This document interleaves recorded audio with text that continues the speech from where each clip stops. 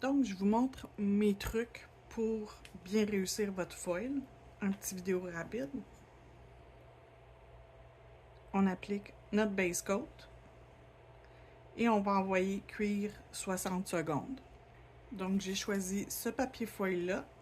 Fait que je me suis pris un orange similaire pour faire ma base. Je vais appliquer 2 couches. La première couche cuit 60 secondes, deuxième couche cuit 60 secondes et je vous reviens après.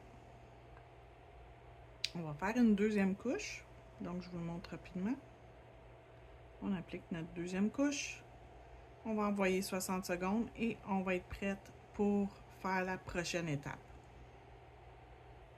Prochaine étape, le foil gel. On l'applique comme une couche de vernis, donc pas mince, pas épais, juste une couche normale de vernis. On applique partout sur l'entièreté de l'ongle ou toute la section qu'on veut mettre du papier foil. On l'envoie dans la lampe pour encore 60 secondes. Mon foil est cuit, je le laisse refroidir pendant au moins 60 secondes et je vais nettoyer pendant ce temps-là avec un tampon et de l'alcool.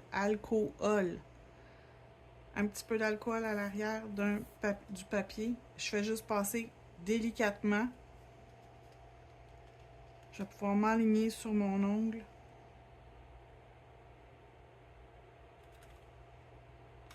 Et frotter la surface complète de l'ongle. Et on voit très bien le papier qui adhère sur l'ongle. C'est très visuel. Donc, je m'assure que à la cuticule, c'est bien adhéré.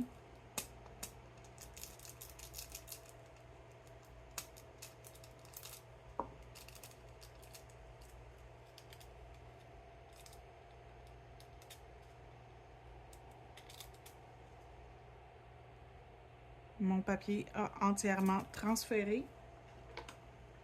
Je vais lui mettre une couche de Builder Gel que je vais envoyer 60 secondes dans la lampe pour protéger mon papier foil, pour empêcher que ça écaille et que ça ne tienne pas bien sur votre ongle. Donc, 60 secondes dans la lampe. Avant de mettre mon top coat mat, je vais juste enlever la couche d'inhibition. Et je vais mettre mon Velvet Matte que je vais envoyer également 60 secondes dans la lampe et l'ongle va être terminé. Je vous le montre à ce moment-là. On regarde le résultat final. Et voilà le résultat final.